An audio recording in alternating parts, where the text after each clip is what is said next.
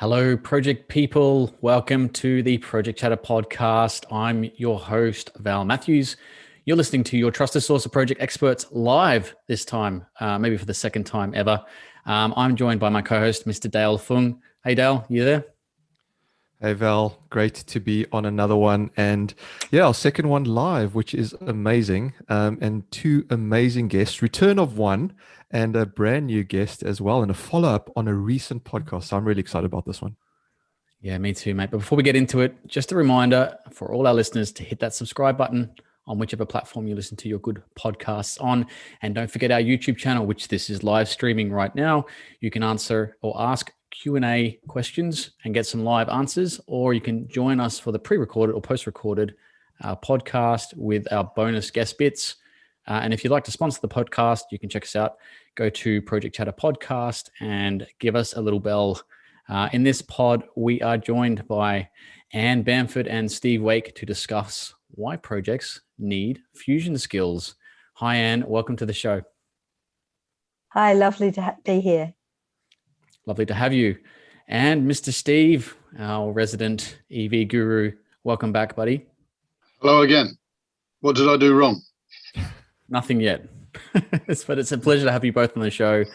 Before we get into it, I know you've got some exemplary bios. I'm going to get Dale to get stuck into them. We'll start with Anne. Dale, over to you, mate. Thanks, Val. This is amazing. I hope I get through them and can pronounce all the massive words that are on these bios, but here we go. I'll give it a go. Professor Anne Bamford OBE is Strategic Director of the Education and Skills for the City of London. Anne has been recognized internationally for her research in creativity, lifelong learning, and technology. She instigated the term fusion skills to describe the competencies needed for flourishing now and into the future. Through her research, she has pursued issues of innovation, social impact, and equality and diversity. A world scholar for UNESCOs, and has conducted major national impact and evaluation studies for the governments of Denmark, the Netherlands, Belgium, Iceland, Hong Kong, Ireland, and Norway. Amongst her numerous articles and book chapters, Anne is author of The Wow Factor, Global Research Compendium on the impact of the arts in education, which has been published in 5 languages and distributed in more than 40 countries. Wow, and as Val said, welcome to the podcast. It's amazing to have you, and we will certainly post links to those books of yours in the show notes as well. How are you feeling? Oh, very well indeed. Thank you very much. Great to be here again. Fantastic. Steve, welcome back. Your bio is amazing too. Steve is at the forefront of the development of national and international standards in project controls and management, a genuine thought leader, a super connector, a maven. He is a member of the Management Standards Committee of the BSI, currently progressing project controls and benefits management. He is an internationally acknowledged expert on earned value management, most recently on the newly published ISO standards for EVM and WBS. And currently he's working on an ISO EVM implementation guide. This might be a little bit old, so maybe we've got some progression on that, Steve. Yeah. Steve works with government, national and international bodies and academia as a subject matter expert, as well as on matters of governance. Steve was one of the authors of Agile Portfolios with ABC. With his Guild of Educators hat on, he's working with OECD and the City of London to introduce fusion skills. That's what we get to talk about internationally to children aged 70 to 70 plus. And I think we mentioned last time, it's amazing how we talk about 70 plus children. So there's one. He is also currently working on a think tank, for major sporting events. In the afternoons, he's championing circular economies and sustainability to combat climate change. He has worked in the automotive, print, aerospace, defense, insurance, and IT industries as a project manager and consultant. He led the Association of Project Management to the award of Royal Charter. He's chief examiner for EVM and planning with APMG.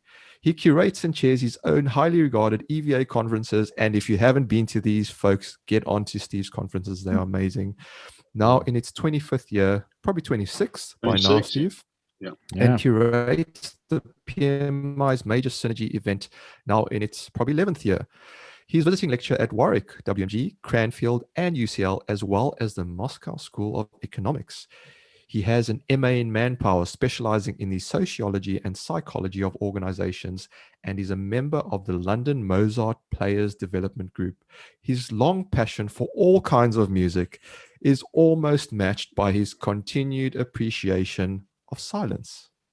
Amazing, Steve. Welcome back. How are you feeling? Oh, you're silent. Awesome. I'm silently, very well, thank you. No, it's amazing to have you back, and it's amazing to welcome Anne onto the show. I think we're going to have a lot of fun with this. As we said, we had a couple of episodes ago. We spoke about fusion skills with Jamie Hannon and Carol Still, where we laid the foundations around what fusion skills are. So go back, listeners, and check that out if you haven't, because this one will probably be a little bit sort of further on from that. So we're going to be a bit provocative, play devil's advocate, try and pick it apart, but particularly why fusion skills, I think, relate to the project environment. Now, if I may, Anne, you came up with fusion skills, and did you have project management in mind when you came up with this, or was it just a general thought, an idea, and how generally everyone could sort of benefit from having fusion skills? It actually was almost the other way around, in terms of, it was thinking very much that we were moving as a globe, as a society, we're moving towards this much more fusion approach in all sorts of aspects, fusion in our lives, fusion in our food. It was affecting all sorts of aspects of what we do. And it was increasingly having a real impact on the skills we need now and into the future, and also how we get those skills. And it was pointing to some really sort of key patterns.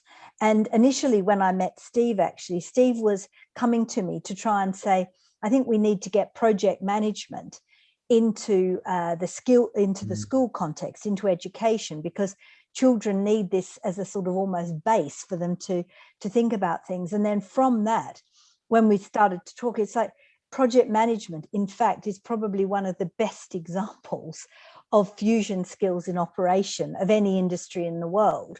And so therefore, it made sense to say, well, actually, what project managers do on their day-to-day or week-by-week work is actually, they're incredible. I'd describe them as fusionistas. They're incredible experts in being fusion. And perhaps that value is the greatest value of project management, is their capacity to bring fusion skills to bear to solve the complex problems, whether they're engineering problems, building problems, construction problems, thought problems, that, the challenges we have around our city. And that, that skill, if it was released, if it was able to influence more areas, it's an incredible change it could make in terms of really making sure that fusion skills are something that we're developing as part of, being human now and into the future.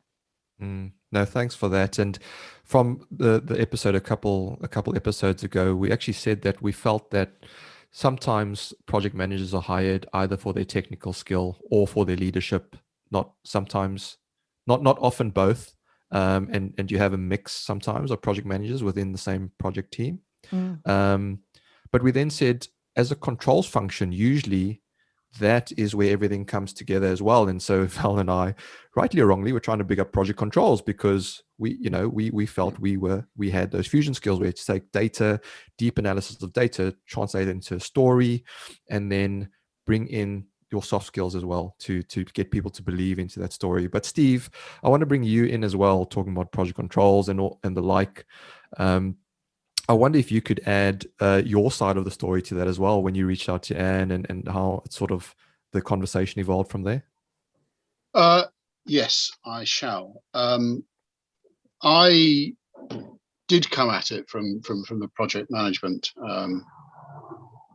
side of things, and I'll kind of further qualify what Anne said. I with and when I had my chairman's hat on at the APM, I was always being challenged, both by myself and others, to how we were chugging along. We doubled in size over the 10 years leading to Chartered Award, from 11,000 to about 25,000. And I was thinking, how could you possibly step change this? How could you have a huge leap forward, from 25 to 100,000 or whatever?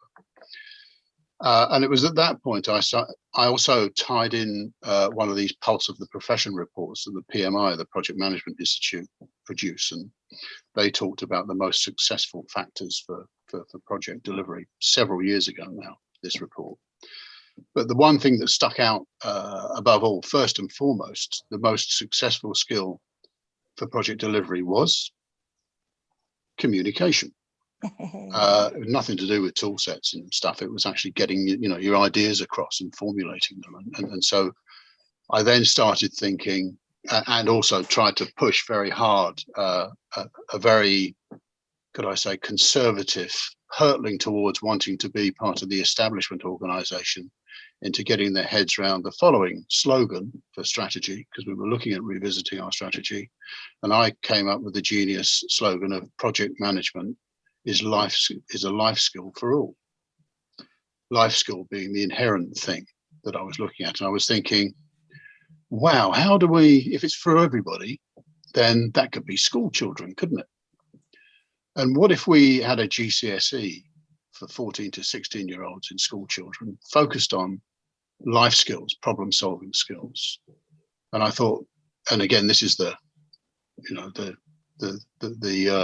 plotting and scheming chairman, self-interested, thinking, well, if we could get every school child in the country to take a GCSE at the age of 16,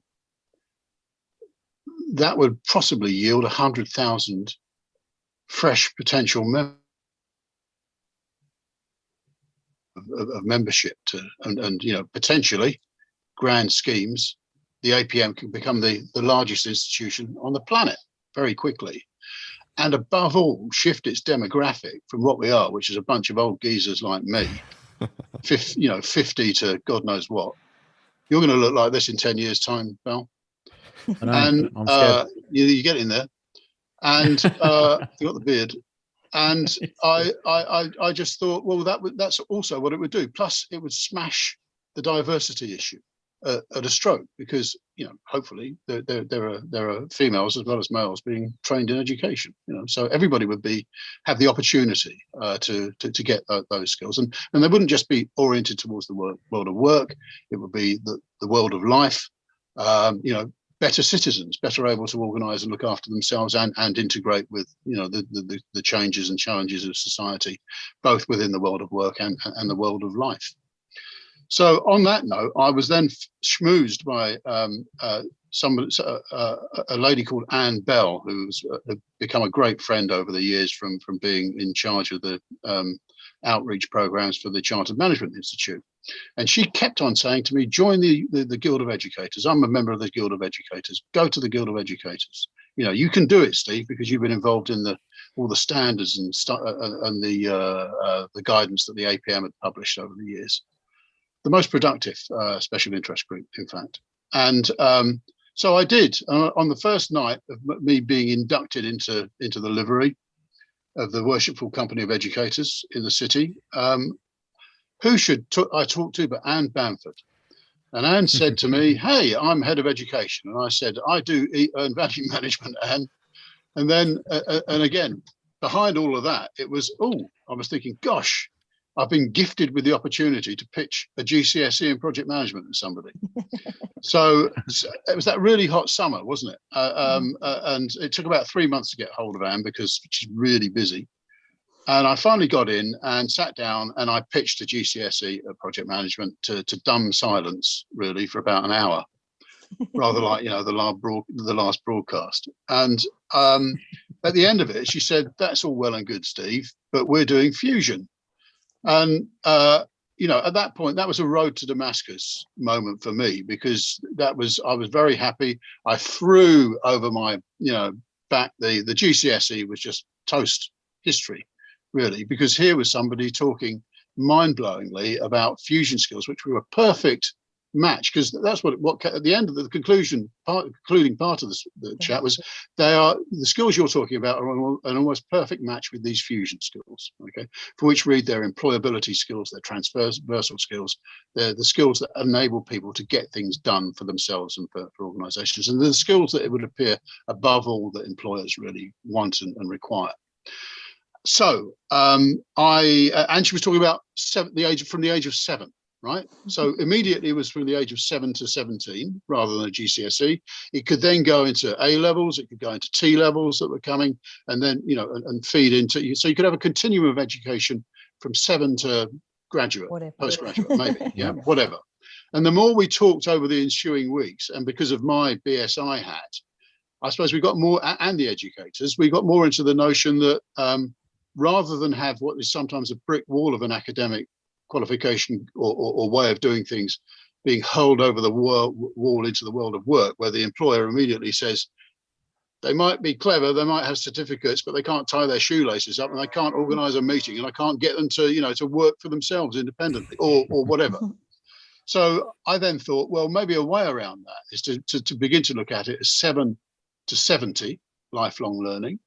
And if it was enshrined maybe in a national standard, that would be valid for the whole world. Government, work, academia, everybody could have a touch point whereby we could sell the idea, bring the idea into everybody. Okay, so that's still very much, I think, in view, and the ensuing plan. So we've got the idea that fusion skills might be the successful bit. And again, whilst it's fair to say that these are the successful elements of project delivery, that doesn't mean that every project is successfully delivered, because we are just as hopeless at fusion skills as the rest of the world in many respects. Yeah, we don't train it, we don't inculcate it, we don't recognize it. It's not sewn into the fabric of our everyday. Okay, so this particular program, this opportunity was, well, here, firstly, we can, in inverted commas, disrupt the world of education. Here was a really senior educator that was prepared to do that, and there is also an underlying recognition reflected in the world of the educators in particular, that the current system is, whilst it's okay, it doesn't provide those extra elements or really bring out those extra elements where we have fusion, I'll use the word fusion, skilled individuals. And somehow or other, the trick was to incorporate that kind of development into the everyday curricular learning activities of everybody. And again, to touch on the lifelong thing, again, for me, I fell off my chair a few years ago when somebody said, oh, I'm starting an apprenticeship and I'm 57. You know, for me, an apprentice was a little grubby urchin who wandered around Cheapside, you know, begging, and then got taken into a tailor or a butcher or something like that, and given an apprenticeship. Yeah, but it wasn't a young people's thing, you know. So again, I just thought all of this stuff reaches out everywhere. And then with Anne, it was like, well, not only are we doing this within the City of London, but we can reach out nationally, and above all, there's this huge move. Okay, so we've got plugged into a fusion movement, which has now been going for 3 years, which is building and building. If you think of a piece of blotting paper, the ink is now starting to blur into, you know, bigger and bigger blots as we join the pieces up. I'll shut up. Let me jump in there, Steve. Yeah, I'm going to jump in there, and this is great. This is exactly what we expected when we got you two on, that we get this raw fusion of experiences. And I wanted to just ask you, because you mentioned communication at the start of that reel. That is there some sort of hierarchy of needs when it comes to fusion skills?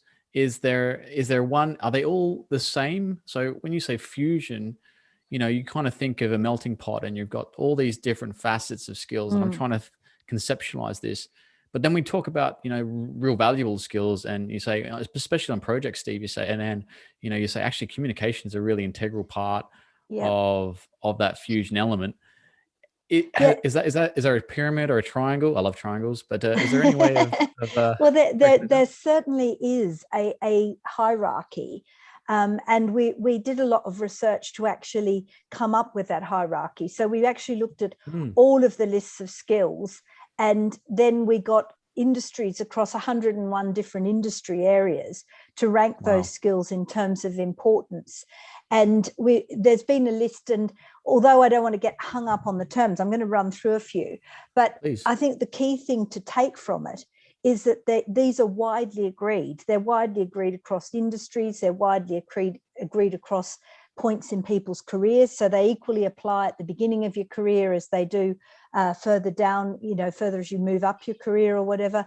And they seem to have strong international cogence as well. So people understand it when you use them. So the number one is oral communication, what we're doing now, our presentation skills, speaking and listening.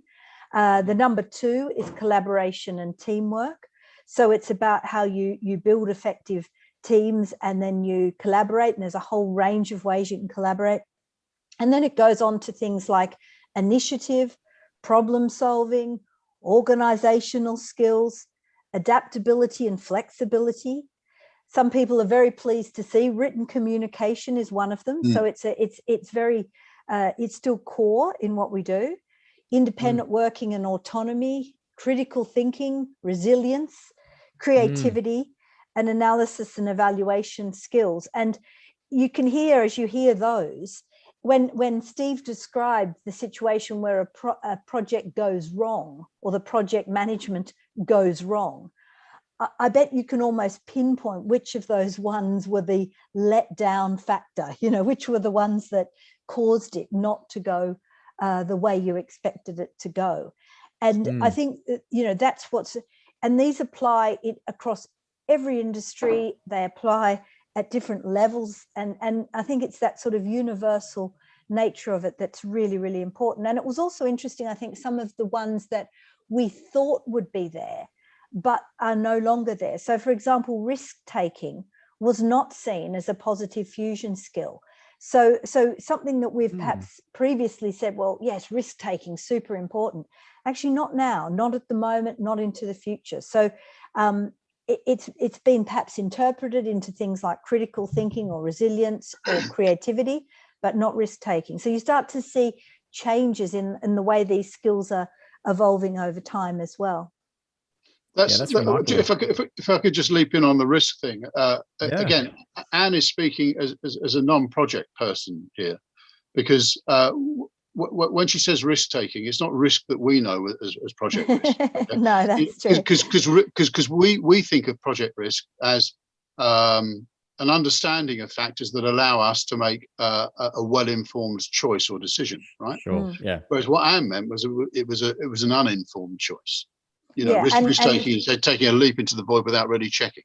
Arguably, the sort of risk that you deal with in project management would be under the area of analysis and evaluation skills, because presumably what you're doing in there is you're doing your risk assessments or your assurance work, and you're using data or other information to critically analyze and evaluate. So you are using a fusion skill to actually achieve the risk management process within your projects. Yeah, that's so interesting. I think taking your both points there, that this and all those elements you talked about as well, they're not something that you would go and get a certification in. And as someone who's kind of done a little bit of the academic and the experiential, you kind of learn these things on the job. And I guess that's more like the apprentice way of learning than say some of the certifications that are out there. And we do get a lot of young. We don't get a lot, but we definitely need to attract more young people into the business of project management and project delivery. And I just wondered if I could kind of phrase a question around how do we do that? So we've got this we know this parallel, this fusion skill is incredibly important to the way we think about things. I see them as a series of maybe a hierarchy of mental processes and the way that you mindsets, the way you adopt and solve problems. How do we then attract young people into that area, knowing that in a lot of spaces, particularly maybe in Australia and maybe in the UK as well, that career path isn't quite as matured as you would think it should be, because obviously these things are impacting projects, and I 100% believe that this is this is some of the driving forces behind unsuccessful projects, or as Steve said, when projects go wrong. I'd love to get your thoughts, Anne. What do you think about that? Yeah, I mean, a couple of points I'd want to pick up on there is that you mentioned that it's often not taught, or not, you can have loads of qualifications and still miss out on those crucial elements. And I'm sure we can all think of colleagues we've worked with, and they might have lots of letters after their name. And then you actually think, but when it comes to some of those basic fusion skills, they were really lacking. It was hard to actually work with them. Is it actually important that you are specifically taught these skills as well as you get them through experience? What we know about most skills, like learning to drive a car or learning to ride a bike or learning to ski or whatever you're going to do, a skill requires some initial instruction, and then it requires practicing. And then as you get better at it, you need further talent development if you're going to move to the next level. So it's not, and that's very much the case with fusion skills. So it can't just be something that's left to chance to pick them up. And one of the crucial things that I've been lobbying for is this has to be explicitly included in education at all levels, whether it's a postgraduate qualification or in the early years with very young children, because you do need to explicitly help people using teaching and learning to develop those skills. But then you need opportunities to practice them. And I'm doing it a lot at the moment, for example, with working with businesses who've been shocked to see how limited the fusion skills are within their organization when they've been through a year and a bit of the pandemic, and their capacities to use those fusion skills have been limited. And so you can teach them, you can learn them, and you certainly need to practice them. So if you don't get opportunities to use and develop them throughout your working life and throughout, it's not something you can do once and then forget. You will lose those skills again. And so I think that's a key point. The other thing is, I'd like to just mention the really important thing is that I often talk about T-shaped people, is that, and this is particularly relevant in fusion skills and in project management, because what it is your fusion skills exist like the top of the T, the horizontal of the T. And then your specialist skills are like the vertical of the T. So they are the, you might have a specialist skill in the, you mentioned you'd done things in transport or in roads so you have some specialist skills. Now, what we see increasingly the case, you wouldn't be a very successful project manager, I don't think, if all you had was a single T. So you had your fusion skills and there's one area that you can project manage. You're really good at project managing the building of fences. You may have work, but you may not. And from certainly hearing in our introductory talk, some of the things you guys are doing, the chances are you have your fusion skills across the top, but you actually have lots of specializations. You may have worked in construction, you may have worked in transport, you may work in city planning, you may have worked in military, you will have loads of these specializations. So I actually refer to comb-shaped people. So if you imagine a comb for your hair, at the top of the comb the horizontal are your fusion skills. And then throughout your training and your working life, you're developing more of the teeth of the comb as your strands of specialism. And this is a really important thing to understand when you think about how young people might move into project management, or more diverse people into project management, different people from other gender, for example, into project management. It's about saying, okay, that person, if they have a well-developed set of fusion skills, the chances are it's relatively easy to teach them the specialist skills that enable them to move from project to project to project. Because if that were not the case, project managers would only be stuck in one kind of project throughout their entire career, whereas we know that's not the case. And when I've had the opportunity to speak with and present to project managers, I'm struck by they cover every single field that you've ever thought of. And so they have a large number of those teeth in the comb, so to describe, those verticals of specialization. And it's relatively easy, if you've got the strong fusion skills, to move between those, as both of you gentlemen have done, and Steve's certainly done, in terms of moving into other areas of specialism. And you can take those skills and apply them in all of the different areas. And so to get more diverse talent into project management, it's about focusing around the fusion skills and then saying, what would we need to do to give them some specialist skills to enable them to be able to work in that area? And what the businesses across all industries tell us, if you hand us somebody who's got good fusion skills, it's comparatively easy to teach them the specialist skills, whether that's, for example, computer coding as a specialist skill. That's comparatively easy. But if you get someone who's a really good coder, but who doesn't have those fusion skills, it's almost impossible to get them to develop those skills to enable them to move to other project areas. So you see how this is an answer to your question in a way, because, and that doesn't just apply to project management now. The average person has 8 different teeth in their comb, 8 completely different careers or, specialisms now within their lives. The average person in the UK stays in their job less than 3 years, just slightly under 2 years, 9 months. So what you have to do as you move to another role is often you've got to develop another specialism. Also, we find even within our roles, within our jobs, within a project, you come into a project, you think it involves X, Y, or Z, and you suddenly find you actually have to know a lot about LM, N, and K or whatever, and you have to head off and develop specialisms and become within 2 weeks, perhaps become at least an expert or have some specialist skill in something you didn't even foresee at the beginning of the project.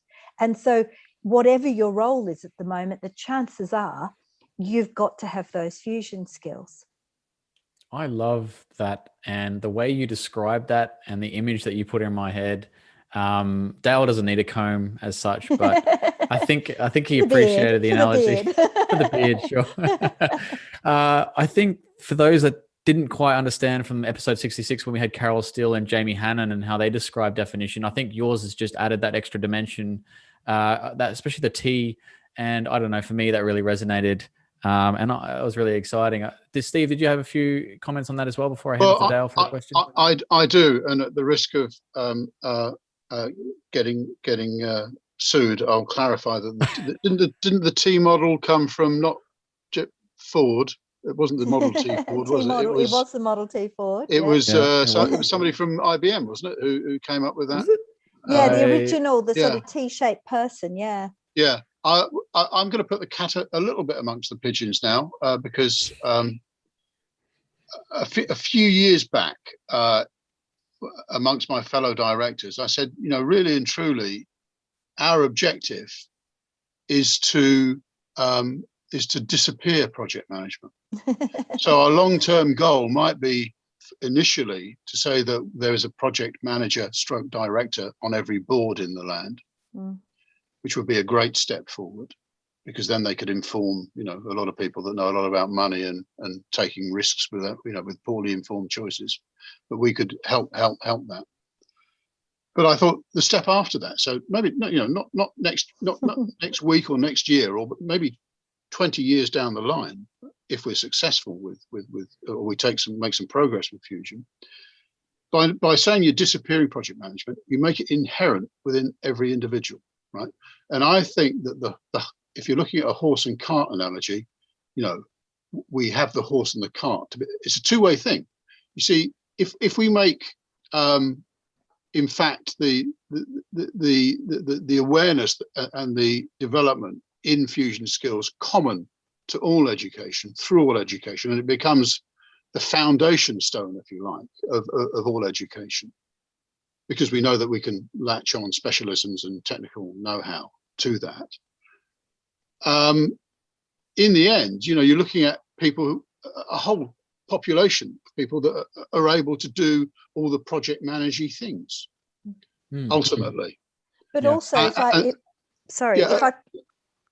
if I could come back in on that as well, is I also think that at the moment where we are, that the project management, the people with those project management skills are almost underestimating their value, because every single industry needs those sorts of fusion skills that to be a successful project manager, you must have. And I think there's even, I'd like to sort of twist it even a bit further, because I think one of the things that we're finding now is when you mention this, people say, yes, it's absolutely the case. But it's a real challenge to how traditionally skills have been managed in an organization, where usually it's a quite top-down management of skills. It's very much driven by the organization itself. And it's based on a model of large organizations, even though we know, for example, there's more people in the United Kingdom who are self-employed than who work for the entire public service. And if you start to think about that, I think project managers, and I'm going to stress the word project manager, the second word, have a really, really key role in developing management skills around fusion, because having them on the board is not to do away with project managers. It's actually to say you bring a unique set of skills that can help other managers in this organization or in this industry to be able to develop those fusion skills better in the teams that we're working with. And a good project manager is also used to working with multiple different teams. You're doing this project, it's going to require these sort of people. You have to go out and form the team. You have to curate the team and manage the team. And people use words, I'll use this for Steve with his love of music, but conduct them, or be like a film producer. You know, if you're Spielberg and you're making Star Wars, you need a very different team of skills than if you're making another movie. You know, every event, every project has a different set of, and as project managers, this is all bread and butter. This is how you work if you're successful. But for other industries, this is what they desperately need and are really seeking. How do they have design-led management, project-led management to enable them to deal with what is now a very complex way of making teams for a purpose, reconfiguring, developing their fusion skills, allowing those people to move on? That's what you do all the time. So I also think, rather than sort of, I see where Steve's coming from, that this becomes so much part of what we do, that people have those skills. But at the time we are now, there is a huge value in sort of unleashing the knowledge of management of this type that's contained within project management. And that's the idea, I think, of getting them on the board, is how can this influence the thinking in the organizations to make this then embedded, because those managers weren't trained in this way, whereas project managers were. They were fortunate. Yeah. Well, I agree. Yeah, I absolutely agree. As I said, I'm talking 20 years in the future. We've still got to do that little bit in the middle, first of all, we do indeed. to make it happen. But I see that as the inevitable conclusion, because in the end, because it's not, again, and you do get this as well. People say, well, look, it's all very well having the project manager, but I'm a member of a project team. Right. And I do, and also leadership and responsibility are role oriented, and they can be anywhere in the hierarchy of an organization. Now, if everybody starts to get the same level and degree of competence and understanding and ability to work with each other, imagine in some ways what that's going to do to organizational models. My idea is that you will have, self-governing or autonomous teams that will crush the notion of hierarchy in an organization. For the good and the better as well. You won't have this command and control thing anymore, and everybody will have that ability to be able to take their turn. Again, my analogy, rather than the orchestra, is the string quartet, where responsibility passes. There's not a conductor, but there's a prime mover. Each time somebody's playing, somebody's in the lead. Somebody has the leadership role in the string quartet, and it shifts from violin to bass to cello to second violin throughout the piece. And everybody has that understanding. They're all working with each other and all supporting the activity as the person who needs to assume the leadership takes that, because they've got the lead theme, as it were, but they're being supported by the other people. Yeah. And so, I see that as the attraction of this. So the great leveler this is potentially of society and the world of work as well. So I think and if anything, it explodes into infinity, the opportunity that we've got here to actually be able to deliver the change that we keep on sitting in dark rooms with worry beads, pretending that we've got, some sort of solution or wishing somebody else would do something about it. Exactly. In the end, we are empowering. I believe that this thing in particular will help more than just about any other thing to empower society to look after itself. Okay. And not only to look after itself, but to look after everybody else as well. That's the gold at the end of the rainbow, as far as I'm concerned, and why I am so committed to making it happen. Well said, Stephen. And I just want to leave with a comment. I'm going to get Dale in because he's sitting there thinking he's written some things down. I'm trying to conceptualize this as well for those that are listening. It reminds me kind of the Renaissance person, the polymath, where you're good at many different things. It's kind of like we're bringing that back or revamping it in a new light. But it just makes so much sense that this should be far more widespread than perhaps it is. I'm going to say one thing and then I'll let you go. And sorry, I know you've got a tight. Have you got a tight finish? Very quickly. I agree with the Renaissance, but bring it more closely to the world of William Morris and the arts and crafts movement, which was very much about bringing together to bring about the artistic within the technical. Okay, so they took pride in what they built. There was something artistic and aesthetic about what they built. Okay, so that's what we should be endeavoring to recreate. That sense of pride in workmanship and not just kicking out an artifact and not caring about it. And over the years, we've separated that out of the engineer and the craftsman. Remember that 100 years ago, the civil engineers used to meet at the Albert Hall for what they called conversation evenings. The entire membership of the civil engineers would fill the Albert Hall, and it would be an exhibition and a booze up and a night out, okay, with carriages at 11 o'clock. But within that exhibition, you would have exhibitions from the latest technical developments of the day, but also there will be poets, artists, singers performing during that thing as well. So you had that real intermeshing of the arts and the technical. And somehow or other, we've managed to unravel that over the last 100 years. And the best thing, again, for society, losing my voice, is to rebraid that together again. Yeah. So you're on the money. I would have said the Bauhaus as well as another. Well, that's the other one. Example.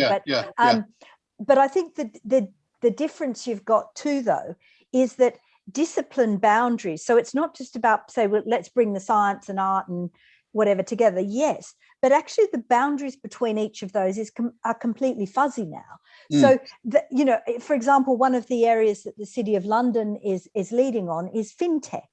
Well, fintech is a wonderful mix of technology, of finance, of legal systems, of sciences, but it also has the aesthetic. I met a guy who's developed a ring that you just can use, and it has all, you can use it as your train pass or your credit card. And in that sense, is for it to work, it has to also be beautiful and aesthetic and holistic.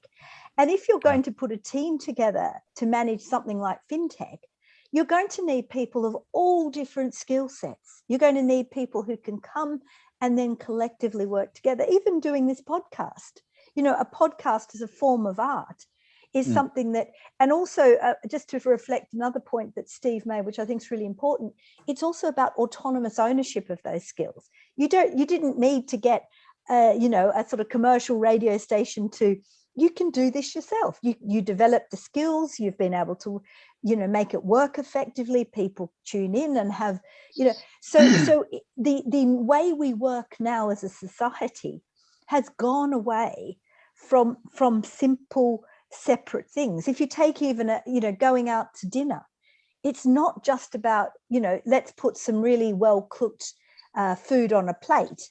It's about the way that the artistic design of the food itself, the design of the plate, it's the table it's sat on, it's the lighting, it's even the sound, even the smells to instigate your appetite. It's how you are greeted. It's about their online reviews. I mean, that experience alone, just having your dinner, is a completely fusion experience because it's requiring so many different elements of thinking and ways of working and different industries to get you to sit down and go, you know what, that was a wonderful cup of coffee. And there's all of this going on, which is very little to do actually with the coffee itself. Yeah. So you're consuming much more than just what you're putting into your mouth. That's a very interesting way to look at it. But I love the passion and I love the vision from both of you. If I may just backtrack a little bit and comment on a few things. Anne, the comb analogy just went straight over my head. Pardon. Literally. But Boom, boom. but no, I You're do saving love that. I do love the tea analogy as well. And Val and I have spoken before on the breadth and the depth, and I think that's what you're referring to, and how you make that fit individually and as an organization. But also just commenting on the wide array of skills, and back to the comb analogy, I think we've also spoken about having a tool belt or toolkit and being able to use the right tool at the right time rather than having a single skill set and making everything else fit around that tool. Yeah. But I want to bring it back to a couple of things we've mentioned. You've mentioned the top skill, oral communication, right? And Steve mentioned a couple of times now about, how the civil engineers went to the pub, had a rowdy evening and spoke to each other. And I started thinking, in this day and age, how has social media made an impact on communication skills? Because is there a bigger gap today than there was 10, 15, 20 years ago because people are speaking to each other less? Or is that not a case, and actually social media is making people more accessible to each other? I just wonder, are there pros and cons, and what's your view on that, Anne? Yeah, I mean, I think oral communication has been something that's incredibly changed. Sorry, the clock's just ticking in the background.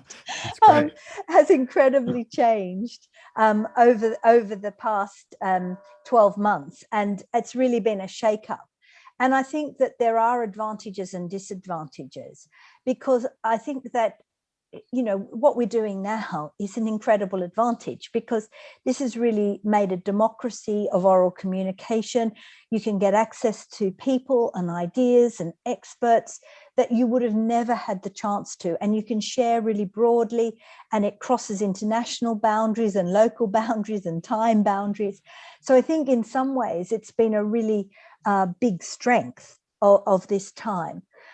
But I do think on the other side that we've got to be cautious that while virtual communication gives us incredible advantages, it doesn't take away as well on the value of sometimes those face-to-face communications. And I think there's all been times when we've struggled to say, in a virtual way, people don't get the meaning correctly, or they miss the body language which goes with communication, or the gesture or the intonation, So I think that there's advantages, but there are also disadvantages. And I think we do have to watch over the next 12 to 18 months as people slowly get back to what we hope is a way of working that does have more face-to-face contact, that we're able to continue to develop those oral communication skills. I think it's something we need to, as I said about any skills, we need to keep practicing them. And so we're going to need to have opportunities to practice, social oral communication, and oral communication back in a face-to-face context, because I think for all of us, it'll be, it will be a bit odd. It's a bit odd now when you meet people, because you don't know whether to shake their hand or hug them or sort of look awkward and stand at 3 meters, So our sort of, we will need to reinforce and practice those. And I think that's the case in all aspects. But what we have seen during this period of time too, is that those industries, those people that have fusion skills have gone ahead in leaps and bounds, and those that don't are being left behind. So I also think we have to look at equality and access to make sure we're really reaching out to people who might miss out, because I think that's an important part of this as well. It's not to make the haves and the have-nots. It's not to have this super group of people who've got fusion skills. It's actually about saying we need this for everybody. This should be a basic human right for people to have this stuff.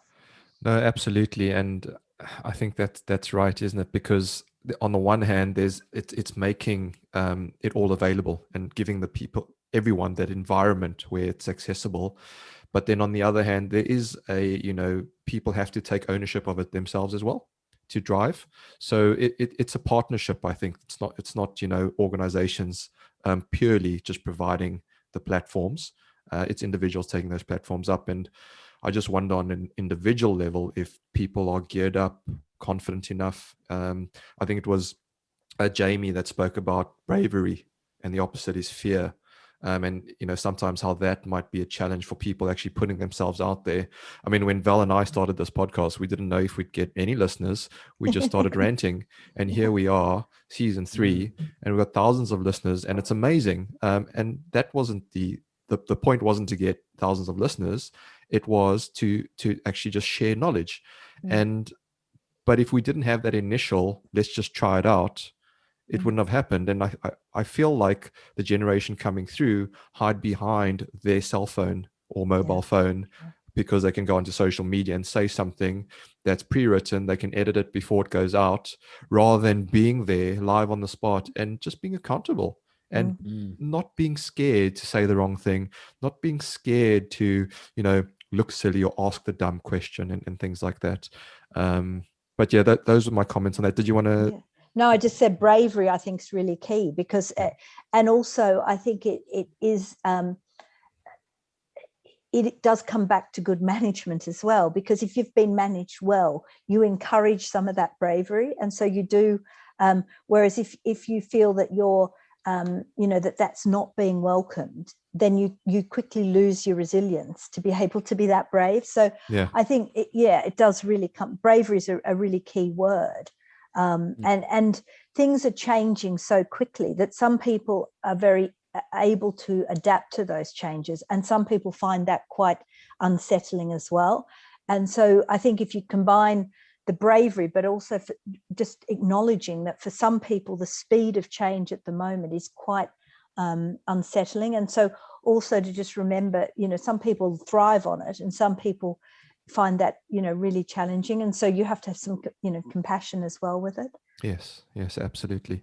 No, so thanks for that. If I may just shift gears slightly. So Steve was amazing and sent through one of your presentations that you previously did, Anne, and in there, the one of them that struck me was this Rubik's Cube you have, where it's got fusion skills, specialist skills, and principles. Now, principles stuck out for me because I personally think a lot of what we're talking about relies on strong principles. And before I jump to you, Anne, I want to perhaps come to Steve to comment on principles in project management, because we've all had various types of experiences in projects where you just related to some of them. Do you have the right ethics, and do you have perhaps empathy? Are you just focused on delivering to hit the bottom line, or do you actually care about people? Steve, I wonder what's your view on where we are as a project management community in terms of principles, and where do you think we need to develop further to improve in this space? Well, I think, firstly, should I say, written high on the charitable object of the APM, the Association for Project Management, is that the aims and objectives of the APM were for the public good.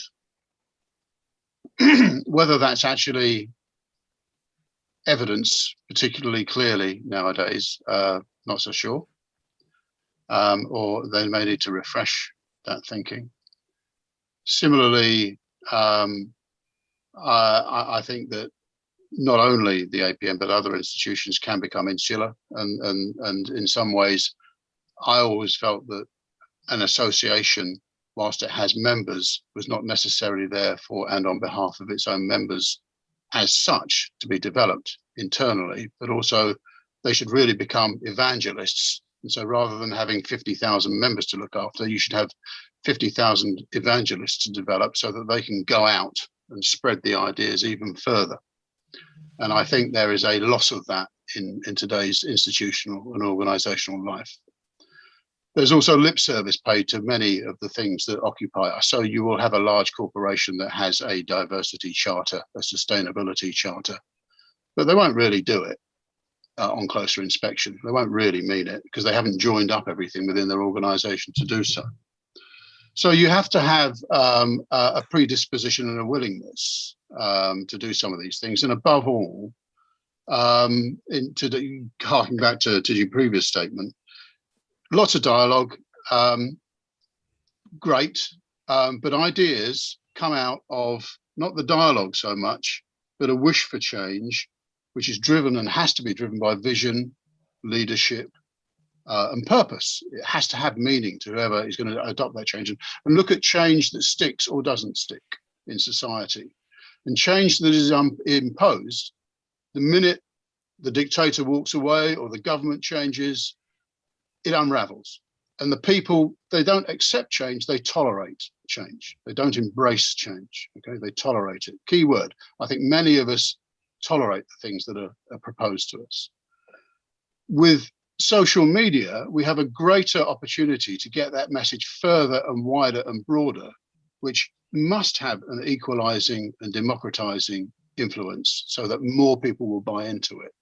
And similarly with fusion, you know, the premise, the pitch of fusion is, I would say to every parent in the country, wouldn't you rather that your child in the future was able to cope better with the world that it's facing, the challenges that it's facing, to live in a world that's being made better by those children, rather than forego the opportunity and still go through a system which divides ever wider inequalities throughout society. That was a bit of a ramble, but so I think the underpinning thing is that there is a massive ethical dimension to what we do. And if I can just advertise, because I don't know whether you've had them on or not, I am warming very much to a movement coming out of the lovely Karen Thompson from Bournemouth and Nigel Williams at Portsmouth universities, promoting what they're calling responsible project management. And project management lines up with the issues of the day: climate change, sustainability, mental well-being, projects that have a social purpose, circular economies, all of that sort of stuff.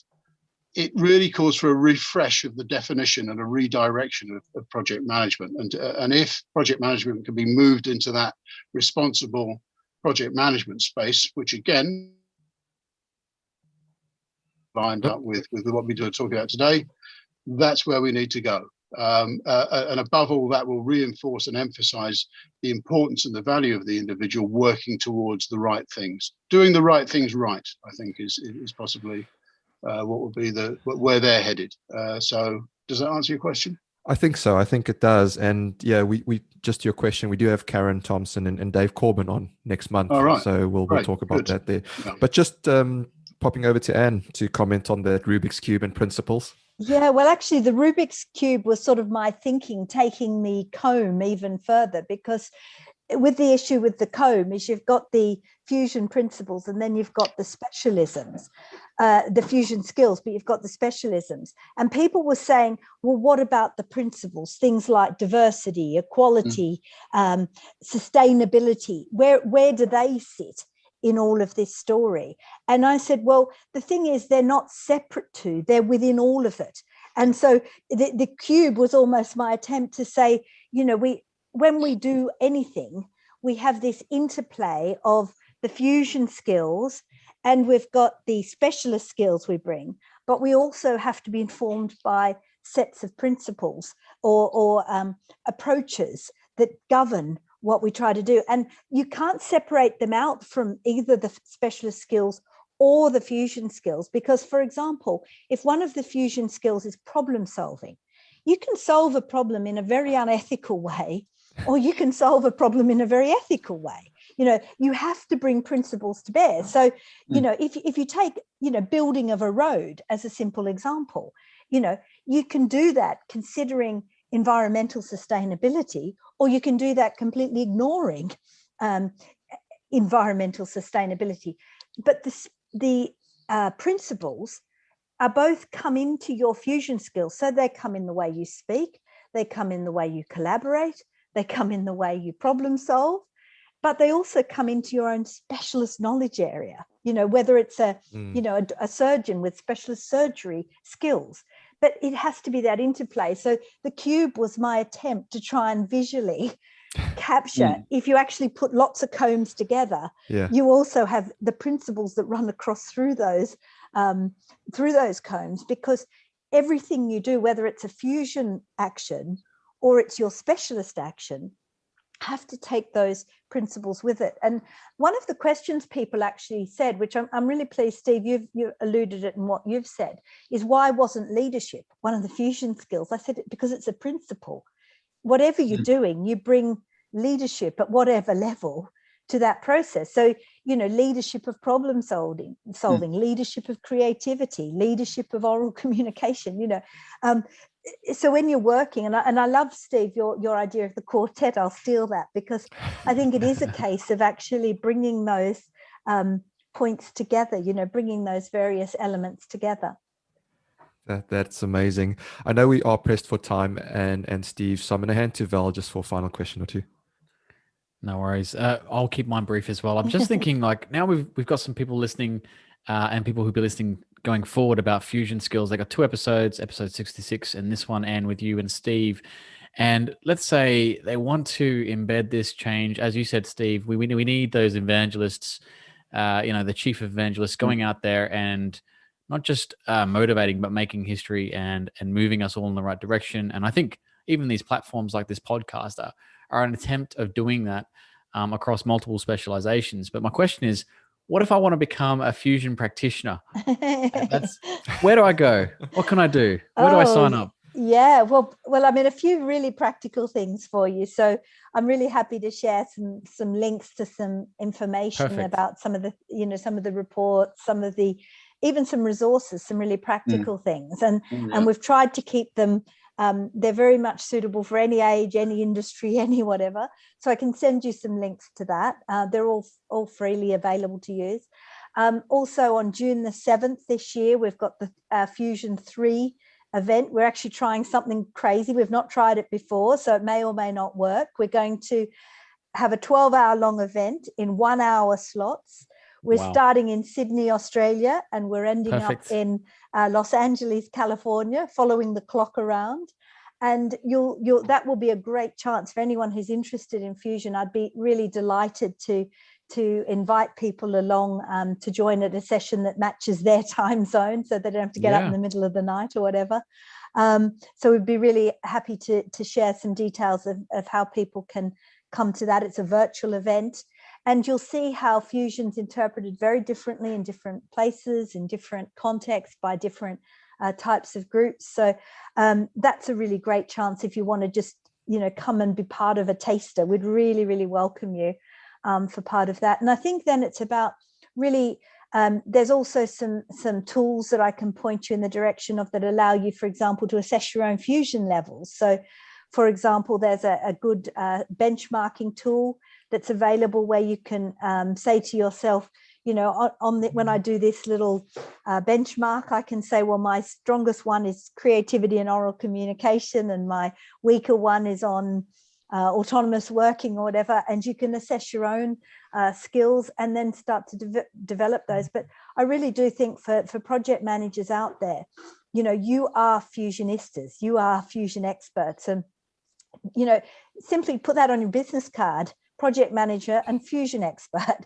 because I think that's what you are. And it's almost underestimating your value to only, your project management side is one aspect, but gosh, if you could actually be fusion managers, that is really opening the world in terms of the opportunities and the difference it would make to management more generally. And that's across any industry, whether it's health and social care, hospitality, construction. It applies equally in all of those contexts. No, that's brilliant. Steve, did you have any comments as well?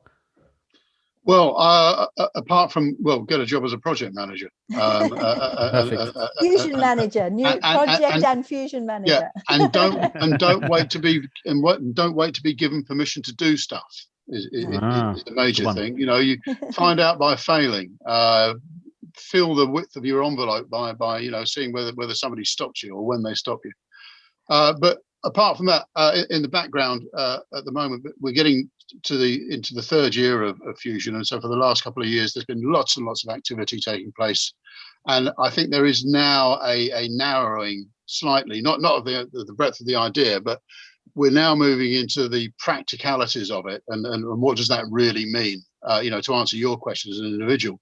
And there isn't a bang to rights version, but there are like-minded souls moving in a general direction and supporting the general direction. So me currently, with a few other people in this story, we're working towards the development of a pilot, so that an organization can utilize by being able to define, monitor, track the development journey of individuals through, if you like, the portfolio of work that an organization is engaged in. And I'm, Anne mentioned it, the film producer role. I've got, I think, the producer's role here, where I'm pulling together a few bits and pieces because I'm good at integrating that. And then we're going to give it a go. And so hopefully there will be a pilot or two taking place within the UK over the next starting in the next few months, we imagine. And then we'll start to get some really good exemplar pilot project information to be able to share with people. And hopefully that again will light the fire or put ink in the pen for the blotting paper to spread the word. And we'll be able to demonstrate through use and share with the community as well. So to lead and inspire. Excellent. So there hopefully will be many more opportunities to engage with fusion over the next few years. But at least now, many people on this call will know what it is. Yeah, that's amazing. Thanks, Steve. Thanks for your comments. We have just about enough time to have our feature, which is a bit of fun. It's a statement that is inspired by ridiculous statements we've heard all over the show, and we invite our guests to defend it for 30 seconds. So a bit of fun. Although you didn't warn me of this. It's a surprise, a little bit of fun at the end. So if you are willing and you are ready, 30 seconds, I'll go with Anne first. So right. You have 30 seconds to defend this statement. Fusion skills are unattainable. I have to defend it.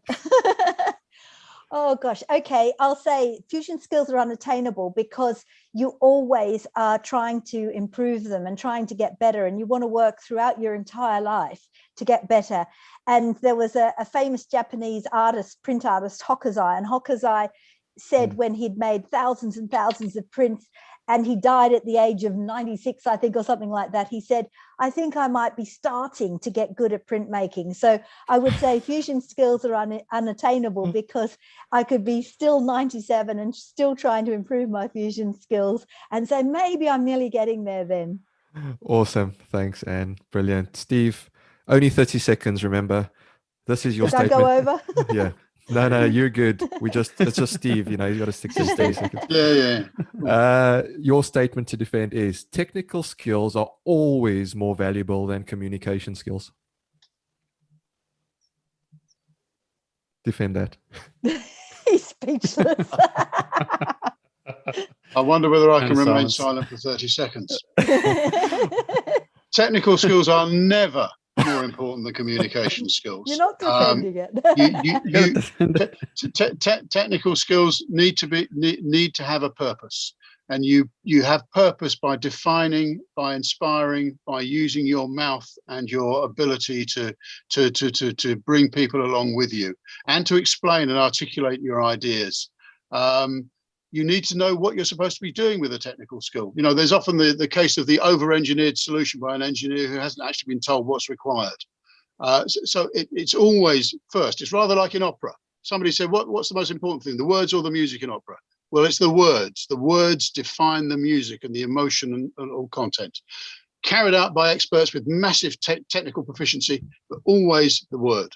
Always the communicator. I love how you were just like, I can't defend that. I'm just gonna go opposite. Well, I was trying different approaches. Actually, I'm going to steal that idea too, because it's a wonderful fusion activity because it involves everything that fusion skills involve in that quick 30 seconds. Well, done you should turn that into just a minute and say that you do it for a minute without repetition. Awesome. Thank you both for your lovely, insight, guys. your passion, your discussion, everything. Just to ending the pod, and any final thoughts you want to leave the listeners with? No, it's been a real pleasure though. But yeah, if you want to come on June the 7th, we'd really welcome you. Get in contact and I'm sure we can make sure you're there.